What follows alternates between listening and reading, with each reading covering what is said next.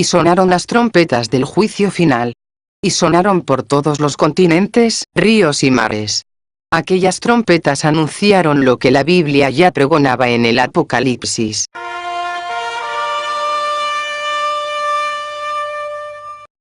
Aguardando la comparecencia del presidente del gobierno, las cadenas de televisión y radio consumían los minutos de espera, reseñando los problemas que durante el día se habían planteado en todas las ciudades. Hablaron de cómo en París o Berlín, los apagones de electricidad habían sumido a aquellas ciudades en un auténtico desespero. De cómo algunos aviones y pasada justo la medianoche anterior, tuvieron que aterrizar en los aeropuertos españoles totalmente a ciegas. También manifestaron que la falta de comunicaciones vía satélite hacía imposible concretar los detalles de cómo les había ido aquel día a los americanos, y qué alcance había tenido el suceso en lugares tan alejados como Australia. Sí se sabía, y gracias a los radioaficionados, que todo el planeta estaba superando aquel último tramo del fatídico día, con un creciente optimismo. A las 10 en punto de la noche, el presidente del gobierno se dirigió a la nación. Fue larga su comparecencia. Quizás tuvo una duración de más allá de 20 minutos y en ese tiempo, sí que fue capaz de transmitir la calma que todos estaban esperando. Poco después de sus primeras declaraciones a la nación, fue directo al grano. Resumiendo toda su comparecencia, vino a decir que lo ocurrido la noche anterior quedaba inicialmente atribuido a un desconocido fenómeno solar, que había alcanzado a todo el planeta y que los mejores científicos del momento estaban intentando hallar una explicación a lo ocurrido. Poco antes de dar las buenas noches, anunció que el gabinete de crisis gubernamental quedaba disuelto. Después de aquellas tranquilizadoras declaraciones, los medios de comunicación dieron un completo vuelco a sus noticias, y atacaron a fondo todos los problemas originados durante aquel pasado día. Madre de Dios.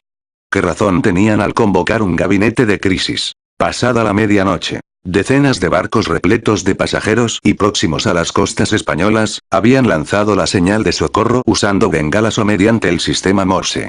Cientos de trabajadores habían quedado atrapados en las minas.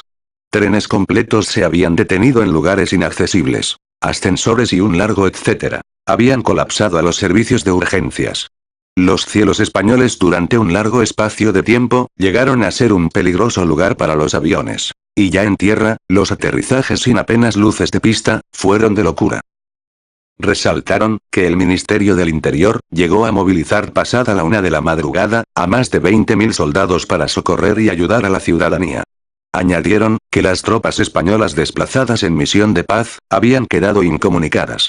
Y por último reseñaron que algunos pequeños barcos de pesca habían llegado a socorrer a buques que sin el GPS se habían acercado peligrosamente a la costa.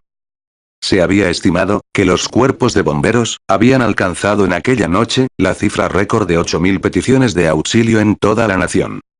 Sobre las 11 de la noche, decidió que ya era la hora de irse a dormir. De hecho, llegó a pensar, y con acierto, que todo lo ocurrido durante aquel día sería tratado en los medios de comunicación durante semanas enteras. Razón no le iba a faltar. Aquella segunda noche, si bien los recelos se acentuaron aproximándose las 12. El transcurso de esos emblemáticos minutos transcurrió sin incidencias. Finalmente, y mientras su mujer seguía viendo la televisión, se dejó vencer por el sueño.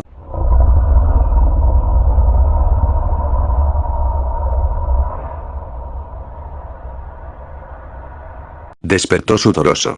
Apresuradamente encendió la luz y tras comprobar que todo estaba bien, se dijo a sí mismo que tan solo se había tratado de una pesadilla. Una extraña pesadilla. Instantes después miró a su mujer como seguía durmiendo y apagó la luz. Su llegada a la empresa y posterior incorporación a su puesto de trabajo, finalmente se tuvo que considerar como un retorno a la normalidad. 8:30 de la mañana. Un inesperado y ensordecedor estruendo llegó a recorrer todo el interior de aquella nave industrial donde se hallaba. Aquel suceso rompió la monotonía de todos aquellos trabajadores.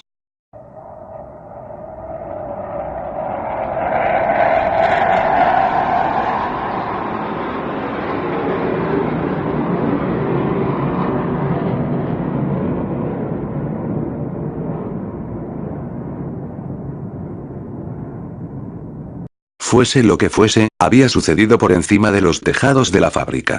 No se tardó demasiado en saber que había estado provocado por el rasante vuelo de un avión de combate. Algunos trabajadores daban fe de ello, ya que habían conseguido ver cómo el avión se perdía en el horizonte. Aquello era algo inusual. Jamás ningún avión de guerra había sobrevolado aquel polígono industrial. Surgieron y como no, nuevos rumores de un hipotético ataque nuclear. Pero las máquinas seguían funcionando a pleno rendimiento y eso le hizo pensar que la cosa no iba por esos derroteros. 9 de la mañana. Hora de comer el bocadillo. En ese intervalo, cada uno podía adjudicarse aquel breve espacio de tiempo como mejor le pareciese. Lo normal era que casi toda la plantilla comiese un bocadillo, acompañado de un refrigerio en los comedores, o en los patios contiguos de la fábrica. Sin embargo, siempre había un reducido grupo de trabajadores, que se desplazaban a un cercano bar, donde apresuradamente desayunaban y de ese bar, precisamente trajeron nuevas noticias. Algunos camioneros venidos de fuera, y que estaban desayunando en el bar. Aseguraban que en el aeropuerto del Prat, aquella mañana se habían visto aterrizar varios aviones militares. Curiosa noticia, que no obstante, le dio que pensar. Quizás se trataba de alguna habladuría. Pero él mismo había escuchado uno de esos aviones, minutos antes. Finalmente admitió que la presencia de aviones de guerra en el Prat, podía significar que se había creado un espacio aéreo restringido militarmente, y sobre algún punto de la provincia de Barcelona. A su mente acudió una pregunta muy lógica. ¿Por qué? 12 del mediodía. La radio del almacén interrumpió su programación de sobremesa, para dar una noticia de alcance. China y Rusia se habían acusado mutuamente de ser las potencias causantes de utilizar una nueva arma, cuyos resultados quedaron patentes a un nivel mundial, 36 horas atrás. Tras escuchar aquella noticia, todos quedaron perplejos. Si bien era verdad que resolvía el enigma de lo sucedido, también lo era que creaba un nuevo paréntesis de incertidumbres. Media hora después de lo escuchado, el sentimiento y las conversaciones entre todos los trabajadores era unánime. Todo aquello acabaría con sanciones internacionales al país causante, que siendo las naciones que eran, nunca se resolvería ni se sancionaría a nadie. No hacía ni 10 minutos que se había sentado en la mesa de su casa. Atrás había dejado su jornada laboral. Y ahora tan solo le quedaba comer y escuchar las noticias. Que dado lo ocurrido en las últimas horas, se auguraba un noticiero repleto de novedades sobre el tema. No se equivocó. Aquel noticiero televisado, duró 3 veces más de lo previsto normalmente. Si bien gran parte del tiempo se dedicó a girar sobre el mismo tema, a los telespectadores se les puso al corriente del porqué de aquellas acusaciones entre Rusia y China. Resumidamente vino a decir, que el sonido o frecuencia que casi había paralizado el planeta 2 días atrás, tuvo una duración exacta de 24 segundos y que su característica o forma de proceder, le delataba de un origen meramente artificial.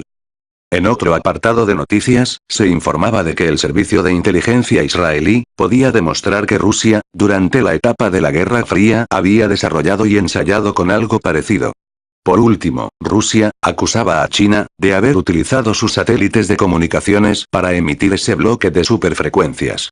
La presentadora de las noticias añadió, que la OTAN de momento y hasta que no concluyese un primer análisis exhaustivo de lo ocurrido, no haría declaraciones. Sin embargo, la misma locutora adujo, que ya se sabía que la segunda y la tercera flota del ejército de los Estados Unidos habían recibido órdenes de dirigirse al mar Mediterráneo.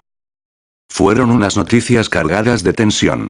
Demasiada tensión enlatada. Quizá por ello, emitieron un último bloque de noticias más distendido, pero no menos curioso. Enseñaban las imágenes de un burro atrancado en una puerta, mientras el locutor añadía, que nadie se explicaba cómo el animal había podido quedar atrapado de aquella manera, y por último hablaron de la aparición en mitad de un desierto próximo al Cairo, de lo que aseguraban era una mina de las utilizadas durante la Segunda Guerra Mundial, para hundir a los barcos. Nadie se explicaba cómo había podido ir a parar a las arenas y en mitad de la nada. Pero que lamentaban no poder enseñar imágenes más claras y con una mejor resolución porque no las habían recibido a tiempo. Poco después de aquellas noticias, se sentó en el sofá y como casi cada tarde, el vaporoso sueño de sobremesa le venció. Fueron pocos los minutos. Los suficientes.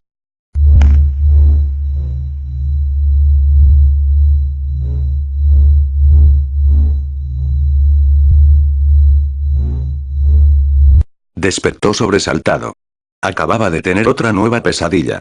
Estaba confuso y se tomó algunos segundos en recomponer lo que había sucedido en sus visiones. No tardó en llegar a la conclusión de que aquel sueño había sido muy parecido al anterior. Se incorporó del sofá y quedó paralizado.